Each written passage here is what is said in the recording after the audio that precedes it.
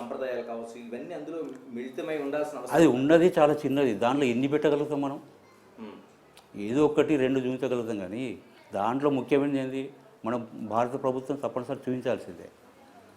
ఇంకా ఉన్నది ప్లేస్ ఎంత ఉంటుంది, ఆ ప్లేస్లో మన ప్రింట్ కావాలంటే ఒక 10 mm ప్రింట్ కావాలని అనుకోండి, అది ఏ విధంగా ప్రింట్ అవుతుంది? అది దాన్ని ఉన్న పరిసరాలను బట్టి మనం చేయగలుగుతాం, కానీ అంతకంటే ఇంకా ఎక్కువ చేయలేము మనం. కాబట్టి కల్చరల్ పెట్టాలి, తర్వాత ఇంకోటి పెట్టాలి, ఇవన్నీ పెట్టాలంటే ఉన్న ప్లేస్లో దాంట్లో క్లమ్జీ అయిపోతే ముద్దలా ప్రింట్ అవుతుంది. అది ఆ ముద్ద అవుతే రేపు పొద్దున ప్రజలే అంగీకరించారు దాన్ని. ఏం చేశారు, ఇది ఎట్లా ఉన్నది అని వాళ్ళే తిప్పి కొడతారు. అంటే ప్రింట్ ఇప్పుడు 60 ఫీట్ల నుండి 10 mm వరకు ప్రింట్ కావాలి, అంటే 1 సెంటీమీటర్. ఓకే, అప్పుడు దాన్ని కరెక్ట్ ప్రింటింగ్, కరెక్ట్గా నాలెడ్జ్ ఉన్నట్టు. లేకపోతే దాంట్లో కూడా స్పష్టత ఉండాలి. లేకపోతే ఆర్టిస్ట్ వీడు ఎవడు చేసిందని తిట్టుకునే వాళ్ళు ఎక్కువ ఉంటారు, తిమ్మిరి చేసేవాళ్ళు ఇంకొకరు ఉంటారు. అట్లా రకాలు తిట్టుకున్న పర్సెంటేజ్ ఎక్కువ ఉంటుంది.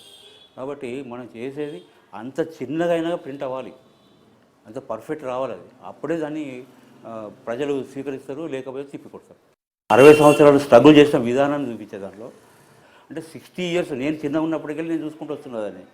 అప్పటి నుంచి తెలంగాణ కావాలని స్ట్రగుల్ చేస్తున్నారు. అప్పటికెళ్ళి నేను లెక్కేసుకుంటే 60 సంవత్సరాలు ఏ విధంగా దాంట్లో చూపించడం జరిగింది. నేను చేసిన దాంట్లో మొత్తం టెక్నాలజీ ఉపయోగించాం.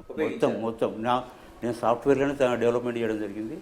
ఆ సాఫ్ట్వేర్ ప్రకారమే చేస్తున్నాను.